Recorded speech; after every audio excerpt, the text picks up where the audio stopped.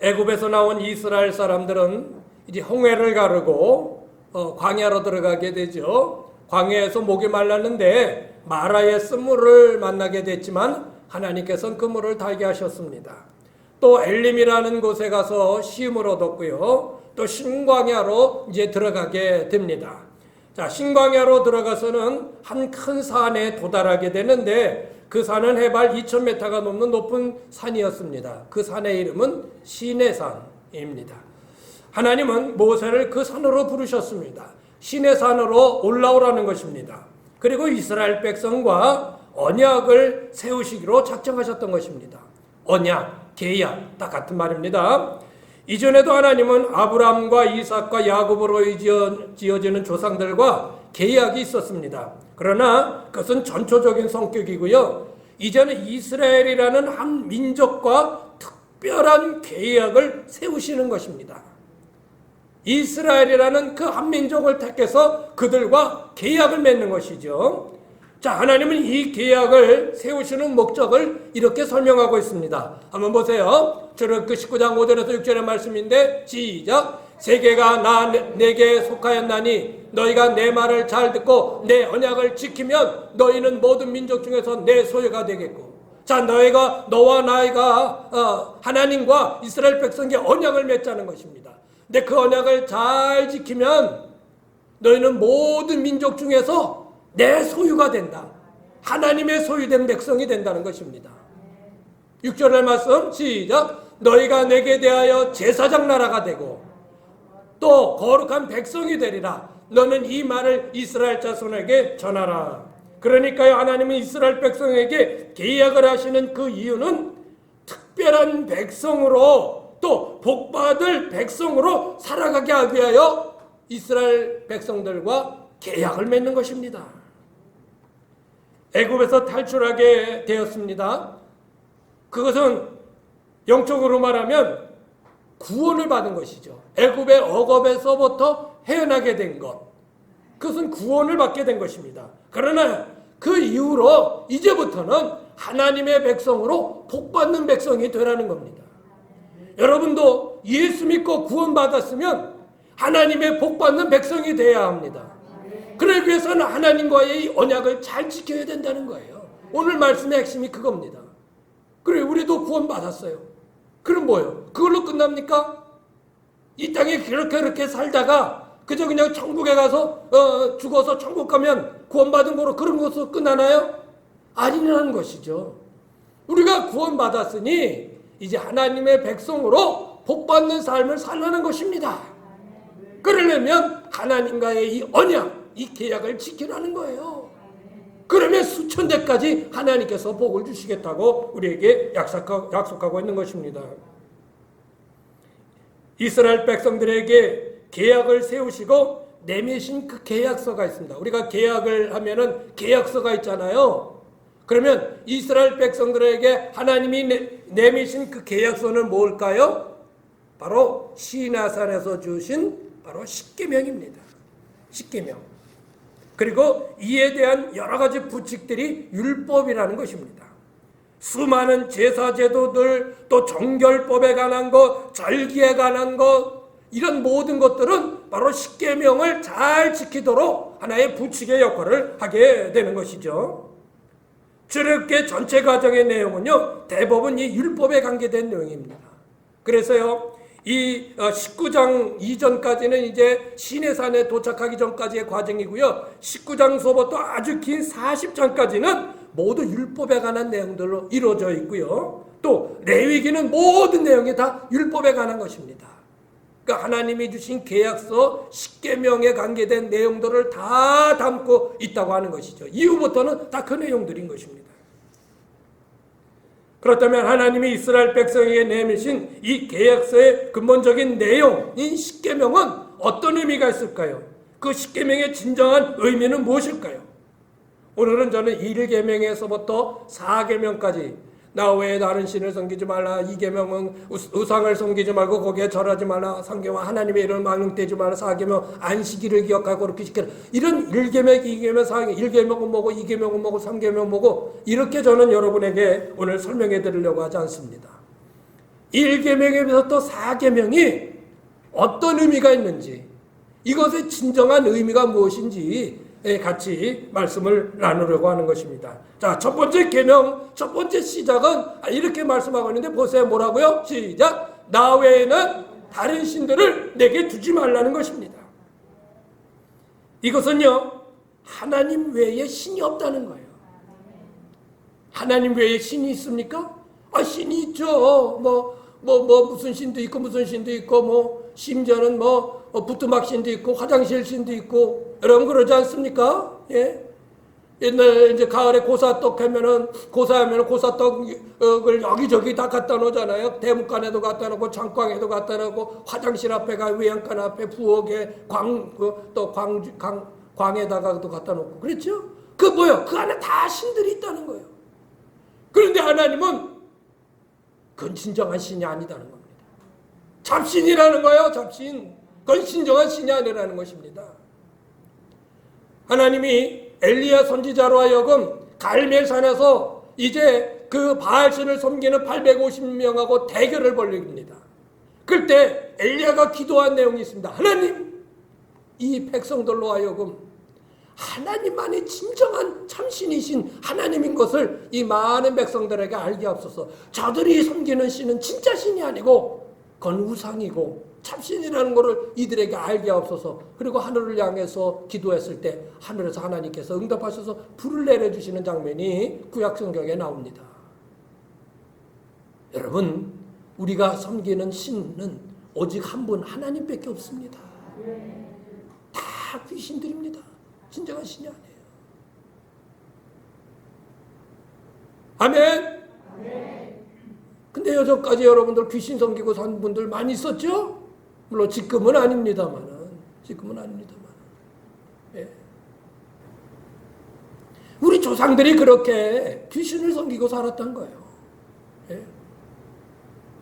그러면 우리 돌아가신 내 아버지, 어머니, 그리고 할아버지, 할머니, 그 이의 조상들이 신이에요? 아니에요. 그들은 진정한 신이 아니에요. 근데 왜 거기에 절을 하고, 왜 거기에 음식을 차려놓고, 왜 거기에서 왜 무릎을 꿇고 절을 하냐 말이에요. 예? 그다 귀신을 섬기는 거예요. 대체 이방인이 제사하는 것은, 이렇게 그런 제사하는 것은 하나님에게 하는 것이 아니고 귀신에게 하는 것이니 아주 분명하게 고린도서에 우리에게 말씀하고 있잖아요. 안 되는 것이죠. 하나님만이 참신이고요. 그 외에는 무엇인가를 그 외의 신이라고 섬긴다면 그것은 성경에 우상이라고 말씀하고 있는 것입니다. 그래서 4절과 5절 시작. 너를 위하여 새긴 우상을 만들지 말고, 우상을 만들지 말라는 겁니다. 위로나 하늘에 있는 것이나 아래로 땅에 있는 것이나 땅 아래 물속에 있는 것이나 어떤 현상도 만들지 말고 거기에 절하거나 그것을 섬기지 말라는 겁니다. 뭘 만들어 놓고 절하지 말라는 겁니다. 그 자체는 귀신을 섬기는 거, 신을 섬기는 행위라는 것이죠. 예. 여러분 집안에 혹시 들어가는 입구에 부고 걸렸나 잘 보세요. 예. 그 여전히 예수 믿으면서도 그거 다뤄놓은 분들이 있어요. 예. 그렇진 않겠죠. 혹시 여러분 집에 어디 은근슬쩍 어디 부적 같은 거 혹시 붙어 있는지 잘 보세요. 예? 잘 보세요. 나도 모르게 있을 수 있어요. 예. 다 없애세요. 다 귀신 불러들이는 일입니다. 여러분 유언 남기세요. 나 죽으면 제사 지내지 말고 추도시켜라고. 예? 죽으면 하나님이 모셔가서 천국에 안 계시는 거지 왜 무슨 구천에 떠들어요? 그런 게 어디 있어요? 예. 분명히 하나님 말씀에 나 외에 다른 신은 없다는 겁니다. 섬기려면 하나님을 섬기라는 거예요. 하나님을 섬기라. 예. 그러니까 1계명에서 4계명은요 오직 신은 한 분이신 하나님만 섬기라는 것입니다. 그 외 것들은 다 잡신이요. 그것을 섬기는 것을 우상이라고 하는 거예요. 우상이라고. 우상의 개념은 더 크죠. 무슨 만드신 무슨 상이 있어야만 우상은 아닙니다. 내가 또 다른 것을 의지하고 믿고 산다면 그것도 우상이 되는 것입니다. 예. 오직 신은 한 분? 하나님이세요. 하나님이세요. 하나님이세요. 아셨어요? 네. 그러면 끝이요. 더 이상 뭐 있어요? 하나님이 진정한 신이다. 뭐요? 그분이 내가 섬기는 분인데 더 없어요. 그분이 온 우주 만물을 다 만드셨고 인간의 생사화복을 주관하시는 분이신데 뭐 더 있어요? 없어요. 그러니까 예수 믿는 거 복잡할 거 없어요. 그분 잘 섬기면서 하면 되는 거예요. 네. 자, 그러면 구체적으로 그래도 섬긴다는 게 뭔지는 알아야 되죠. 자, 섬긴다는 게 뭘까요? 첫 번째는 뭐예요? 하나님 두고 뭐 하지 말라? 견놀진하지 말라. 젊은 연인들이 팔짱을 끼고 이렇게 탁 합니다. 거리를 가요. 예. 그런데 옆에 남자가 저쪽에서 여자가 오니까 이렇게 봐요. 자기 애인이 곁눈질을 해? 어딜 봐냐고. 예. 뭐 하는 거예요? 질투나죠. 질투나는 거예요. 하나님도 그렇게 말씀을 우리에게 해주셔요. 나 두고 곁눈질하지 말라. 나 질투난다. 아니 내 말이 아니라 하나님이 그러셨다니까. 예. 보세요. 시작.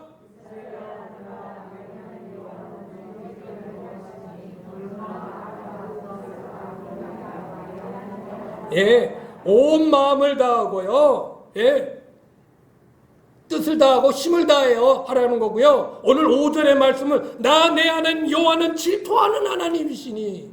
예, 오늘 말씀 5절 읽어보세요. 질투하는 하나님이라는 것입니다. 예. 여기 보면요. 너는 마음을 다하고 뜻을 다하고 힘을 다하라. 이게 뭔 뜻인가? 예. 저는 가끔 이럴 때 영어를 좀 보면은요. 영어적 표현이 오히려 우리가 생각하는 표현보다 더 정확해요. 예. 이건 건성으로 하나님 사랑하라는 게 아닙니다. 건성으로 사랑할 수 없다는 것입니다. 영어적 표현은 all your heart and with all your soul and with all your strength 그렇게 얘기합니다. 이 말은 뭐냐면요. all your heart 너의 마음의 모든 것을 동원해서 하나님을 사랑하라는 겁니다. all 모두 예? all your soul 너의 모든 영혼이 다 동원해서 하나님을 사랑하라. all your strength 힘 스트레스가 힘이에요. 힘. 예? 마음과 영혼만이 아니고 실제적으로 행동으로 내 힘을 다하라는 거예요. 이거는요 내가 뭔가 움직이는 행동적인 것을 얘기하는 거예요. 그래 나 하나님 사랑해. 하나님 사랑합니다. 앉아서 그렇게 할 게 아니라 행동으로 너 사랑하는 걸 보여주라는 겁니다. 아주 정확하죠. 오히려 영어가 더 정확해요.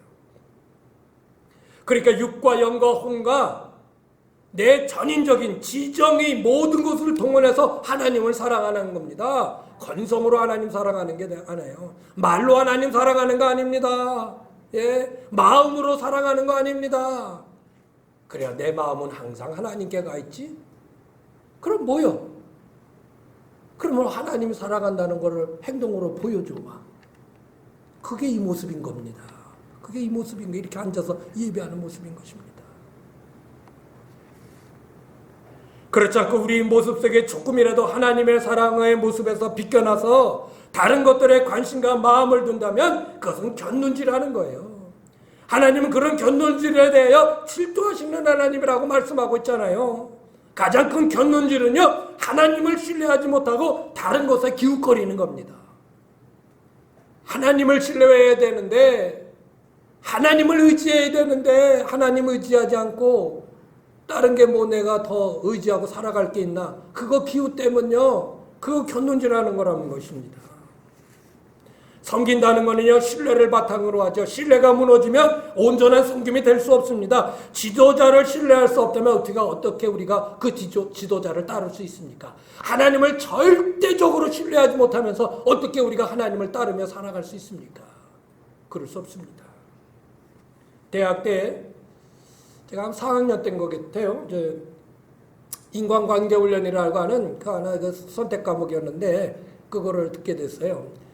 뭐 이미 이제 전공 과목들은 다 이제 학점을 따놔서 좀 여유가 있어서 그 재밌을 것 같다. 인간관계 훈련에서. 그리고 거기 보니까 또 여학생들이 많더라고. 그래가지고 그 여학생 젊은 애들이 많고 그래서 거기를 좀 과목을 수강하게 됐어요. 근데 뭐 여러 가지 뭐 내용들이 있는데 한 번은 이제 실습을 하는데 무슨 실습을 하냐면 2명씩 짝을 줘주는 거예요. 2명씩 짝을 줘주는데 한 사람은 쓰러지고 한 사람은 뒤에서 받쳐주는 거예요. 쓰러지는데 어떻게 쓰러지냐면 이렇게 두 손을 딱 모으고 그대로 뒤로 팍 쓰러지는 거예요. 그러면 뒤에서 쓰러질 때 딱 받아주라는 겁니다. 할 수 있겠어요? 할 수 있겠어요? 예? 뒷사람을 신뢰하지 못하면요, 믿지 못하면 자꾸 뒤돌아. 자, 잘 받아, 잘 받아, 잘 받아. 계속 그런다고요. 못 오면 어떻게 그냥 뒤통수 그냥 땅에 찌면 어떻게 해요? 예? 그런데요, 여러 조가 있었는데 그거 성공한 조가 몇 명 안 돼요. 어떤 사람은 진짜 학생은 그냥 뒤로 펑 넘어지더라고요. 그런데 딱 받쳐줘요. 그대로 이렇게 받쳐줬어요. 그래서 다시 이렇게 세워줘. 뒤에 사람을 절대적으로 신뢰해야 뒤로 넘어질 수 있는 것이죠. 그렇게 되는 거예요. 어떤 신학자가 그렇게 표현을 했습니다. 믿음이 뭐냐? 하루 종일 그냥 죽어라 일하고 너무 피곤해가지고 그냥 집에 들어와서 샤워를 싹 하고 자기 몸을 아무 의심 없이 생각 없이 자기 몸을 침대에 던지는 것, 그게 믿음이라는 겁니다. 침대가 좀 불안정하거나 침대가 편안하지 않고 툭툭 뭐가 튀어나왔거나 그러면 자기 몸을 털썩 던질 수 있겠어요? 못 던지죠. 전적으로 침대가 편안하다는 것을 느끼기 때문에 자기 몸을 그 침대에 던지는 겁니다. 하나님을 전적으로 신뢰하고 내 몸을 거기에 던지는 게 그게 믿음인 것입니다. 그게 하나님을 진정 섬기는 것입니다. 내가 또 어디 좀 도움이 있을까? 어떤 걸 내가 또 믿어볼 수 있는 게 있을까? 예? 이 세상에는 참 그렇게 유혹하는 것들이 많죠. 많아요. 아닙니다. 아닙니다. 그 하나님은 내가 어떠하든지 영원히 계신 분이시니까. 할렐루야. 나를 늘 보고 계시는 분이니까. 그 하나님을 의지하세요. 의지하세요. 의지하세요. 두 번째, 하나님만을 섬긴다는 것이 뭘까요? 첫 번째는 뭐예요? 곁눈질하면 안 돼요. 두 번째는 뭘까요? 시작. 하나님의 거룩함을 보여주며 사는 게 하나님을 섬기는 것입니다. 자, 제3계명에 이렇게 써 있습니다. 시작. 너는 내 하나님 여호와의 이름을 망령되게 부르지 말라. 여호와는 그의 이름을 망령되게 부르는 자를 지엽대하지 아니하리라. 망령되게 부른다는 말은요, 함부로 막 사용한다는 거예요. 하나님의 이름을 함부로 막 사용한다는 것입니다. 남용한다는 것이죠. 여러분, 하나님의 근본 본체는 거룩성입니다. 거룩함입니다. 이사야가 어느 날 성전에 있었는데 하나님께서 거기에 나타나시는 거예요. 정확하게 하나님의 모습이 아니지만 하나님의 보좌가 이렇게 저 높이 들려져 있어요. 그러는데 그 주위에 천사들이 날개짓을 하며 그 주위에서 찬양을 하는데 뭐라고 찬양하는지 아십니까? 거룩하다 거룩하다 만군의 여호와여, 그 영광이 온 땅에 가득하도다 충만하도다. 하나님이 거룩하다고 하나님을 찬양하는 것입니다. 하나님은 그의 백성들에게 말씀합니다. 내가 거룩하니 너희들도 거룩하라는 겁니다. 여러분, 거룩하십시오. 깨끗하셔야 됩니다. 세상에 추악한 것들로, 세상에 타락된 것들로 여러분을 더럽히지 마세요. 예. 분명히 말씀하죠. 내가 거룩하니 너희들도 거룩하라는 겁니다. 거룩하라는 겁니다. 예. 하나님은 그 어떤 것에도 그분의 거룩함이 손상을 입어서는 안 된다고 하고 아주 강력하게 그런 것들에 대해서 하나님의 거룩성을 훼손시키는 것에 대해 하나님은 용납하지 않으십니다. 절대로 용납하지 않으십니다. 한 번은 이스라엘 백성들이 가데스 지역에 도착을 했는데, 그런데 그 백성들이 힘드니까 또 본성이 나타납니다. 민수기 20장 4절에서 5절의 말씀에 관계된 내용인데요. 또 모세를 막 원망합니다. 너희가 우리를 이 광야로 인도해서 우리와 짐승이 다 여기서 죽게 되었다. 너희가 어째 우리를 애굽에서 나오게 해서 이 나쁜 곳으로 인도했느냐? 이곳에는 파종할 것도 없고 무화과도 없고 포도도 없고 석류도 없고 마실 물도 없다. 왜 이곳에서 우리를 죽게 했느냐고 막 모세를 원망합니다. 그랬을 때 하나님께서는 모세에게 한 바위를 지명하시고 그 하나를 가리키시고 그 바위에게 명하여서 물을 내라고 말씀하셨습니다. 모세가요, 화가 났어요. 뭐만 하면 그냥 모세 앞에 나와서 원망하니까 모세가 화가 났어요. 백성들을 다 모았어요. 야, 봐라! 내가 이 바위에서 물을 내랴! 해놓고 들고 있는 그 지팡이로다가 바위를 딱 두 번을 내리칩니다. 그랬더니 바위가 갈라지면서 거기서 물이 쏟아지는 거예요. 그래서 그 물을 그 이스라엘 백성들과 짐승들이 먹습니다. 여기까지만 하면 성공한 것 같죠? 그런데 아니에요. 이후에 하나님이 이 모세에게 나타나셔서 이렇게 말씀하십니다. 시작! 여호와께서 모세와 아론에게 이르시되 너희가 나를 믿지 아니하고 이스라엘 자손의 목전에서 내 거룩함을 나타내지 아니한 거로 너희는 이 회중을 내가 그들에게 준 땅으로 인도해 드리지 못하리라 하시니라. 하나님은 바위를 향하여 물이 나오라고 명령하라고 했지 그걸 두들겨 패라고 그러지 않았다는 겁니다. 그런데 화를 내면서 모세가 백성들 앞에서 그 분을 바라면서 그런 일을 했던 것이죠. 하나님의 거룩함을 나타내 보여주지 못했다는 거예요. 누가? 모세가. 그래서 모세가 이 사건을 통해서요, 그가 이끌던 그 이스라엘 백성들을 가나안으로 데려가지 못하고 가나안을 눈앞에 두고 모세는 그만 들어가지 못하고 죽음을 당합니다. 죽어요. 이제 생을 마감하게 되는 것입니다. 모세일지라도 많은 사람 앞에서 하나님의 거룩함을 나타내지 못했을 때 이런 중대한 결과를 가져오게 되는 것입니다. 여러분, 우리에게 항상 하나님의 이름을 달고 다닙니다. 우리는 하나님의 이름을 달고 다니는 거예요. 아멘? 여러분 혼자 다니지 않습니다. 하나님이라는 이름을 여러분 달고 다니는 것입니다. 네. 그러므로 내가 어떻게 하느냐에 따라서 하나님의 거룩성을 나타낼 수도 있고, 내가 어떻게 하느냐에 따라서 하나님의 이름을 불경스럽게 만들 수도 있다는 겁니다. 우리의 언어에서 하나님의 거룩성을 훼손시키는 것을 여러분 조심하십시오. 여러분의 생각 없이 한 모든 말들 한마디 한마디를 하나님은 다 듣고 계십니다. 함부로 얘기해서는 안 됩니다. 말 속에서 하나님의 거룩함을 훼손시키는 말을 절대로 하지 마십시오. 절대로. 하나님의 이름을 함부로 이용하지 마십시오. 자신의 정당성을 주장하기 위하여 하나님의 이름을 이용해서는 안 됩니다. 내가 하나님의 이름을 두고 맹세하건대 절대 그런 일은 안 일어나. 두고 봐. 그런 말 하지 마세요. 하나님의 이름을 두고 내가 누군데 감히 하나님의 이름을 들먹이면서, 예? 설령 그것이 사실이라 할지라도요, 함부로 하나님의 이름의 단어를 사용해서는 안 돼요. 맞다, 그러다, 아니다, 기다, 그것만 얘기할 수 있는 거죠. 왜 거기다 하나님의 이름을 대가지고 하나님한테 맹세하건대. 그래서 자신을 정당화시키려 하는 그런 것은 하나님의 그 거룩성을 훼손시키는 것입니다. 절대로 그렇게 해서는 안 됩니다. 아셨어요?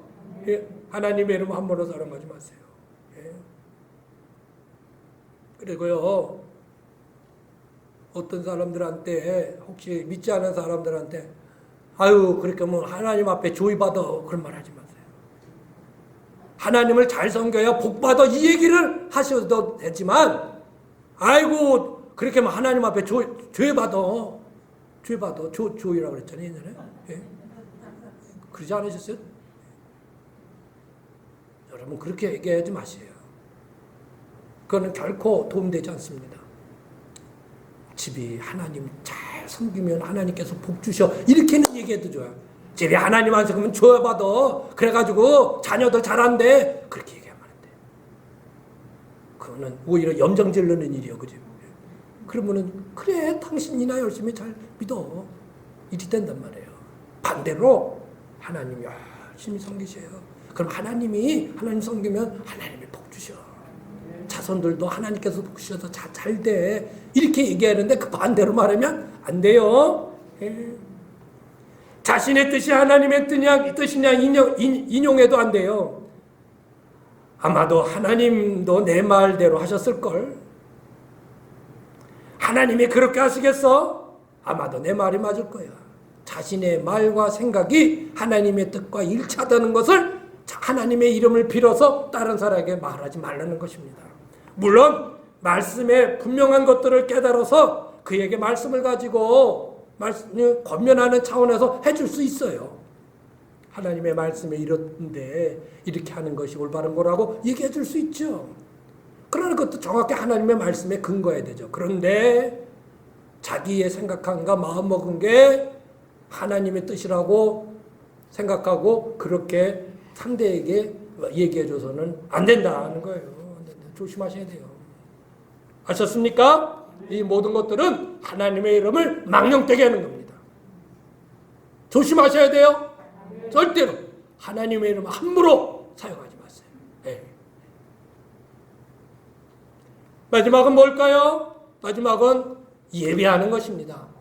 하나님만 섬기라 라고 하는 세 가지를 지금 말씀드리고 있어요. 뭐라고 그랬어요? 견눌질하지 않는 거예요. 오직 하나님만 사랑하고 하나님을 의지하고 사는 게 그게 견눈질하지 않는 것입니다. 두 번째는 뭐라고 했어? 좀 전에 하나님의 거룩성을 나타내 보여주는 게 그게 바로 하나님을 섬기는 모습인 것입니다. 마지막 세 번째는 예배하는 것입니다.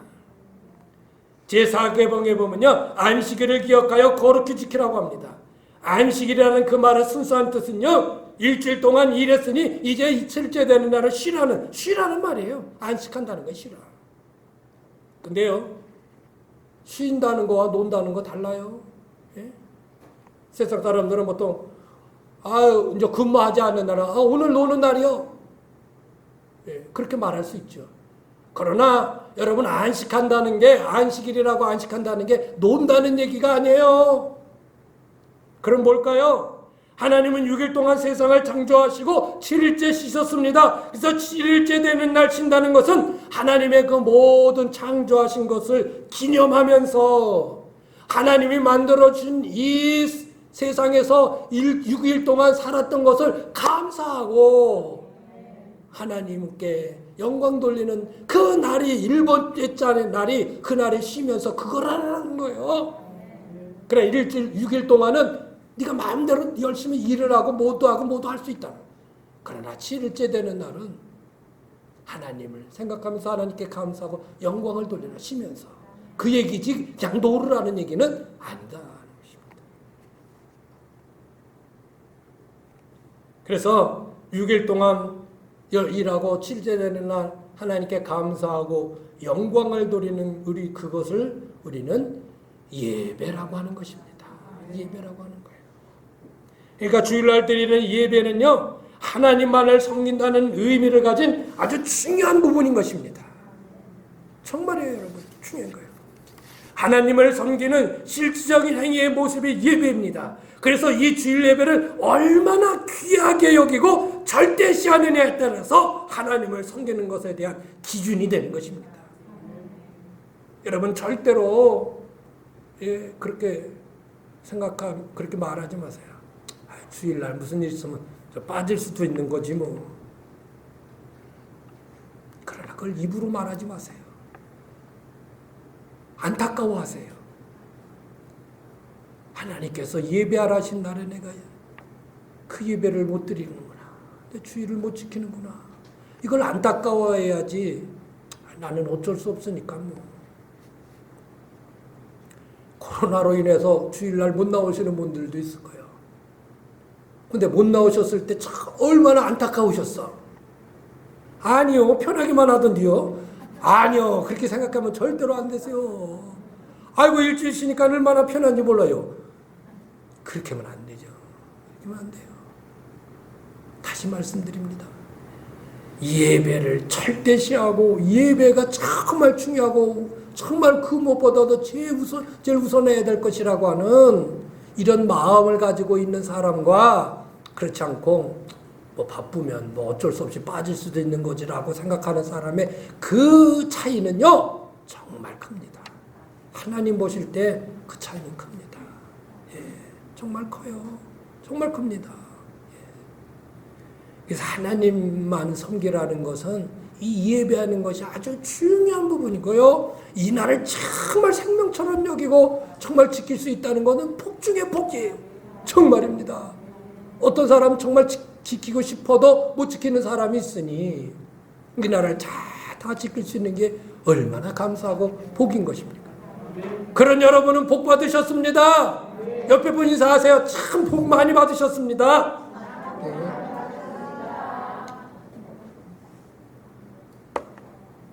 이스라엘 백성들에게 하나님을 섬기는 방법으로 여러 제사 제도를 주신 것은요, 하나님을 섬기는 행위로 예배한다는 것이 가장 중심에 있다는 것을 보여주는 것입니다. 뿐만 아니라 하나님은요, 이 날을 복되게 하셨다는 거예요. 그래서 이 날 주님 앞에 나와 예배하면 여러분이 복을 받는 거예요. 복 받는 거예요. 예. 이 믿음 가지고 사세요. 아무리 신앙이 좋다 해도요, 아무리 자신은 열심히 하나님을 섬기고 있다 말해도요, 결국 하나님을 온전히 예배하지 못하면 그것은 아무것도 증명할 수 없는 말만의 신앙일 수밖에 없습니다. 특별히 주일에 드리는 예배는요, 아주 더 중요한 의미가 있는데 그것은 예수님의 구원을 완성한 날이라는 겁니다. 모든 십자가를 지고 부활하신 날, 주일. 그래서 주일 예배가 이렇게 해요. 주일 예배는요, 이게 나를 구원하신 주의 은혜에 감사해서 막 이 기쁨으로 축제가 되어야 됩니다. 잔치가 되어야 됩니다. 예. 이렇게 주일날 예배드리는 여러분의 모습이 하나님을 섬기는 가장 근본적인 모습이라는 것을 꼭 기억하시기를 바랍니다. 말씀을 마칩니다. 오늘은 하나님이 이스라엘 백성에게 계약을 맺으시는 내용을 살펴보았습니다. 하나님은 이스라엘 백성과 계약을 맺으심으로 이스라엘 백성들을 하나님의 계약 백성으로 삼으신 것입니다. 계약의 구체적인 내용 무엇입니까? 십계명입니다. 그 십계명 중에 오늘은 첫 번째에서부터 네 번째 계명을 우리가 같이 나눴습니다. 한마디로 말하면요, 하나님만 잘 섬기고 살라는 겁니다. 그러면 복 받는다는 거예요. 그러기 위해서는요, 하나님을 잘 섬기는 게 뭐예요? 견눈질하지 말고 주님만 신뢰하고 살아가라는 겁니다. 두 번째 뭐예요? 하나님의 거룩함을 보여주며 사는 거예요. 마지막은 무엇일까요? 하나님께 예배하는 것입니다. 이런 모습이 하나님을 섬기는 모습이고 하나님의 계약 백성이 사는 모습인 것입니다. 딴 거 없습니다. 이것입니다. 오늘 믿음의 대장정 18번째 믿음이란 무엇인가? 하나님의 언약의 백성으로 사는 것입니다. 그리고 그것은 하나님만 섬기고 사는 것입니다. 여러분, 하나님의 약속된 백성으로 오직 하나님만 잘 섬기며 사시는 복된 하늘 백성 되시기를 주의 이름으로 축원합니다.